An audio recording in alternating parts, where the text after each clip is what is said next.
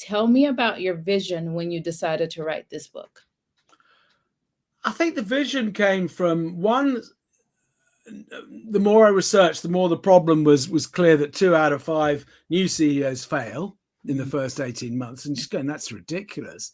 And then trying to think about why they fail, talking to more and more CEOs about their journey and what else they might have happened, and getting those stories. So the vision that sort of resulted from all that was to go.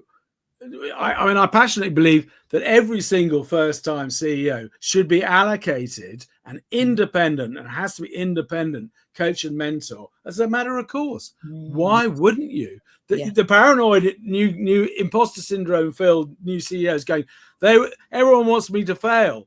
No, that's not true. They've hired you because they want you to succeed, and everyone, bar that person on your team who thinks they should have got the job, wants you and the company succeed. Why wouldn't you spend a little, what's a relatively small amount of money as insurance to give this person the best support that they can have to be the best they can be? I just don't understand why there's so much attention on the selection process. Have we got the right person? Have we not got the right person? And within that, chances are on the shortlist, most people could do the job, have the experience and skills to do the job in some way, shape or form. But the key question is not, can you do the job? The key question is, can you be trusted to do the job? And so that's where I also work with aspiring CEOs to make their own luck to build that trust in order to be taken. And there's lots of lessons in the book about that. But it really was to help people. And I'm not a massive business book fan, to be quite honest. I worked in publishing for 20 years, and I love reading literary fiction. And actually, I think you can understand a hell of a lot about relationships from reading great fiction. And so I wanted to write a book that was accessible for people like myself who sit there going, I don't want to read about a theory and bullet points and yes, no, whatever. Because I don't. It's about emotions. With a fiction, it's not. You don't remember the facts. You remember how it made you feel. And that's what I wanted to write. That sort of book, which was about stories, about anecdotes, about practical things that happen in the real world that you can grab hold of. And one of the things it's worth saying, if I've got time, on when I'm coaching with CEOs and you're moving away from the coaching, style of going, what else might you do? What else? And they're going, look, I pay you all this money and I've got 5 minutes. I'm busy. Help. And you get what I found, and it's the sort of changing of the framework. But if you sit there and say, okay, here's something that happened to me that has some similarities. Bear me out, and you start talking about something. It doesn't really matter what it is, but within 3 minutes they'll go, hang on, stop. Something you just said triggered the answer of what I need to do. And it happens so frequently. It's not a coincidence, and to me it's because you've talked about their problems. They're surrounded by their problems, and it's much easier to solve someone else's problem and see the answer for them than it is to see the answer to your own problem. But then as soon as I start talking about a problem I had, they go into problem solving mode and they go, right, okay, I can solve your problem. And then because they're surrounded still with their own issues, that connection, that lightning strikes, and suddenly they're in problem solving mode. They can see their own answers.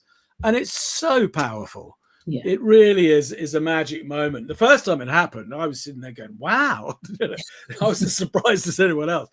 But it happens all the time now, and that's where that grey area is so magical. And if you can't see an answer to your problem, if someone can fix it like that, it is like a miracle. That's where you get that conversion. And some people sit there going, right, that's why that's why I need coaching. That's why I need mentoring. Absolutely. It's that independence to be able to have the freedom to ask the daft questions and confess the darkest thoughts, that's what's so valuable. I can definitely understand that, because the aha moments, especially when it comes from them, is like, oh, Yeah. I really, it's not about, of course, us, but it's like I did the job and they figured it out. But sometimes you just have to hear yourself talk. As you work with these CEOs or the ones who aspire to be, what are some of the biggest challenges you see the leaders face, or seeing, some of the CEOs facing? That's a really good question. To me, they are the vast majority of them are relationship based. Mm, I've got a boss or someone on the board who I just don't see eye to eye with. We meet, and and then you get this fear. You can talk to someone and go, I dread going into those meetings with my boss. I absolutely, dread it, dread it, dread it.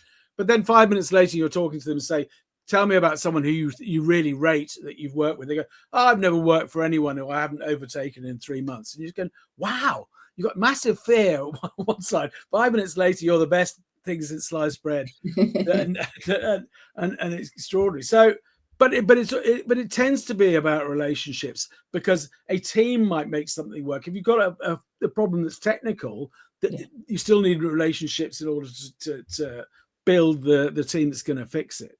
And but relationships are so different. I think when I was working in retail a million years ago, and it was old school, and it was stamped with JFDI, just do it. And people didn't have rationale or reasoning as to why things need to be done. They just need to be done. And that whole way of thinking yeah, it's sort of I don't know. There's not a place for it anymore.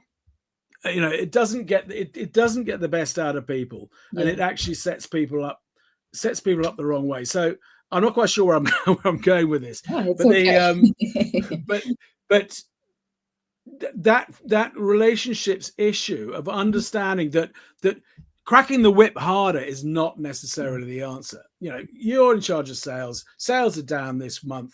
What are you doing about it? Yes, Crack the yes, whip harder. Make it. Are you the sort of person that sales manager can say, I'm glad that I had the opportunity to talk to you, because did you know my father has just been diagnosed with Parkinson's disease, exactly. and Yes, I'm now, as of this week, primary caregiver. yes. Those are conversations you would never have had in a million years back in the day with those sort No. of bosses. Mm-mm. But are you the sort of boss that actually people feel Yeah, I can have that conversation? yeah, yeah. And you're right. You know, Relationships are so important. So important. So, As so, but there's no right or wrong answer. In that example, the person you're speaking to might totally agree with you one week. You may have the same conversation the next week, and it's a completely different answer. Got out of the different side of the bed. Yes, yes. So before we go, I'd love to ask this one question, because we did not dive into the book, but I would love to bring you on to dive further into the book. But knowing that that book has been written and it's been out since March, almost a year now, for a first time CEO, if they could read your book, which chapter would you tell them to start with?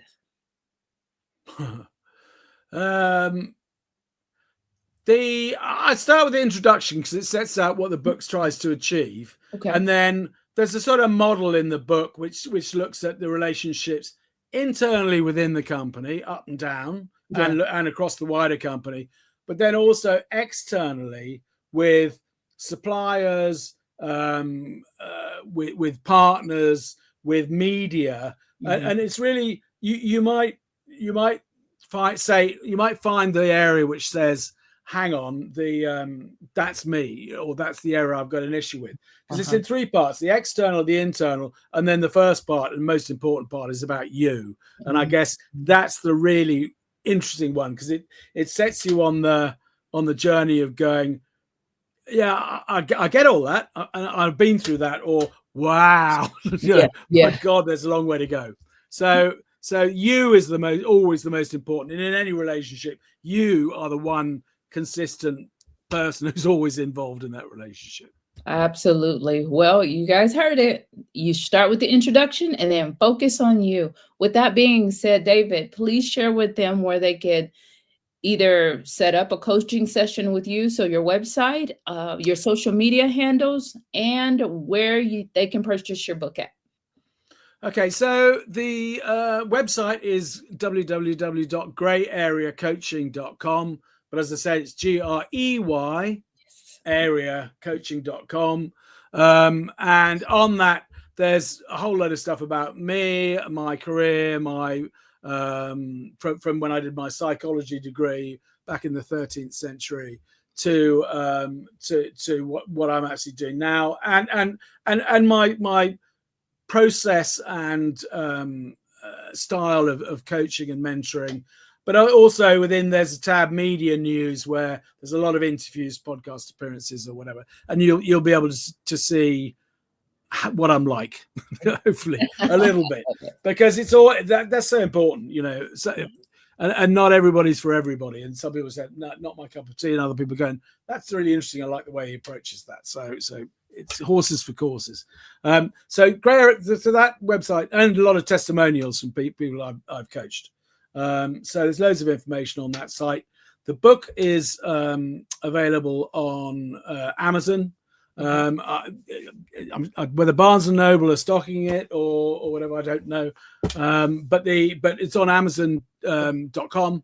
And it's available as an ebook, a paperback, and an audiobook. I read the audiobook. Thank you for being here today. I'm really happy that you tuned in to Vision Pros Live. I'm looking forward to seeing your reactions as these episodes continue to move forward. This is going to get more and more fun. We'll have more and more engagement as well. We'll invite people to participate in the show. And thank you for giving us your time and attention. Have an excellent time building out your vision and becoming a Vision Pro yourself.